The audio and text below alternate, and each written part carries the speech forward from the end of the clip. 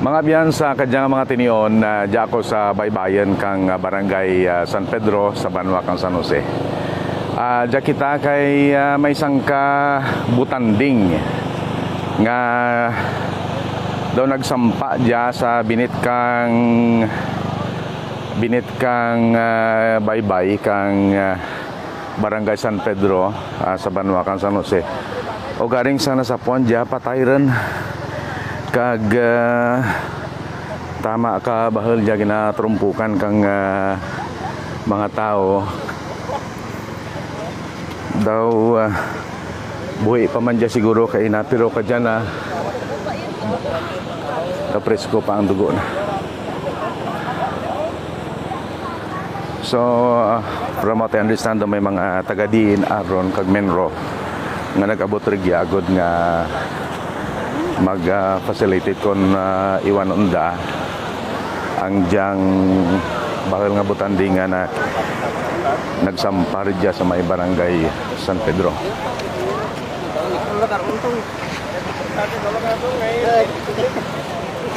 Guru darah itu.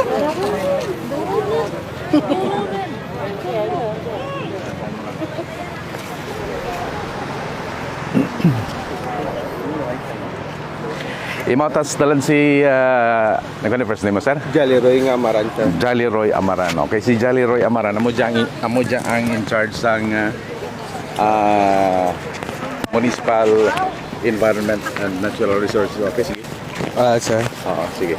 So, sir, ibig kami ka idea. Ano oras nagabot sa inyo informasyon? Ano oras nagabot sa inyo ang informasyon nga may nagsampa nga sangkabutan ninyo? Sa sunod sa aman nga report sa police sir kay Sir Murillo sa San Pedro Compact mga 6:30 sir may report ang sangka local fisher folk nga may nagdungka nga butanding kon whale shark. Gimpaman naman na nakauna pa ni kabot dyan mga taga-Dinar si Ma'am Sobrino, Cherry Sobrino, kag si kaimaw naman nga forester man. Magabot ako. Ang ano dyan butanding may measurement nga 5.99 mga almost 6 meters kag may lapad nga 3 meters anang kalapadan nga palikpik na. Nabutan naman diya kay na patay rin ang ang butanding. Sa inyo nga pag-analisar ano diyan napatay diya bangod ginhalitan o ko napatay bangod sa makabalik sa dagat. Ang nalantaw ko dyan sir kay dagsa ba duro ang hipon, duro ang lilang kag mga mga isda nga gagmay sa binit na natrap na siguro kabi kay high-tide kabiin manginaan dad siguro diya sa gibungan. Na trap na lagi kabalik kay nag low tide rin. So anong plano niyo kay patay naman niya? Nalat naman kaya sir ang taga BFAR kag ang aton nga probinsya veterinarian veterinary office nga mabal sa nakasample kung ano giman ang kung ano pang mga bagay nga maano kang natabo sa likely natabo sa butanding kag amo ray lubong naman karon sir. So sa diin ang site nga pagalubngan nyo kaya? Kung may mga equipment kami karon sir ito namon diay lubong sa may sanitary landfill sa may Pantaw anak kami munisipyo. So i-apakon gid kag i-transport para Pantaw.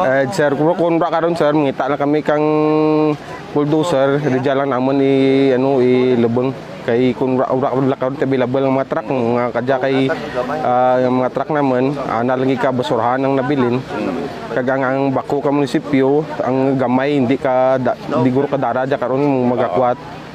So amo ra nga ginapitaan na naman ka magi karon niya kung paano naman maano sa may munisipyo. Mapalubong.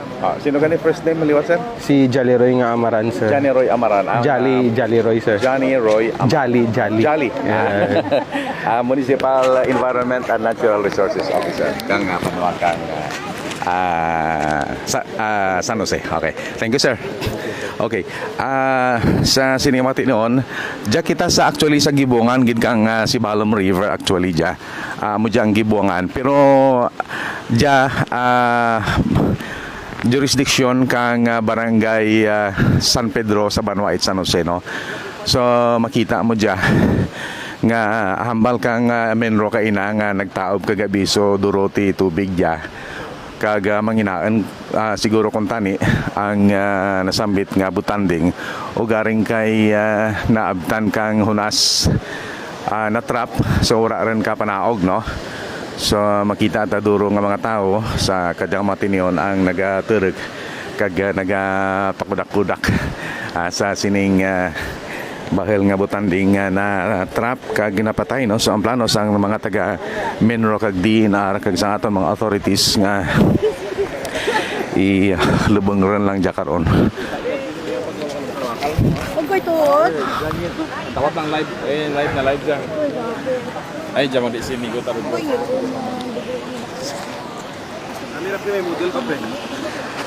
Ikaw ang himuon ko.